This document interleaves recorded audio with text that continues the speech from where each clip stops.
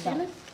Добре. Дръжте си ги, после ще ги Едно изпратя. пакетче семки да има да чоплите, докато влезете в властта.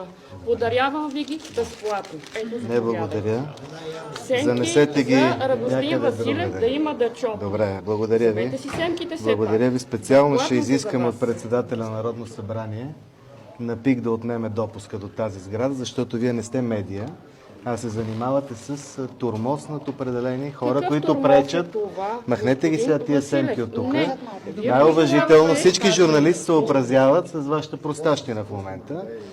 И ви моля как си най-учтиво, натоварите пиари никой на не е псувал политическа никого, партия? никой не е псувал никого, но ви казвам, че ако продължавате по този начин да давате квалификации и оценки на политици, на лидери на партии, това не е вашата работа. Аз на вас оценка не съм ви давал. Дал сте ми, Шегувам се давахте с ми. вас. Шега Шегувам ли се е с вас, това? защото вие сте за шега.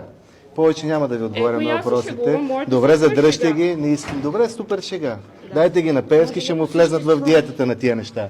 Вземете си все пак пакетче семки. Благодаря. Да Моля ви имате. се, дайте и пъстички ще дадем на Пеевски. Дайте да дадем на такава специална диета.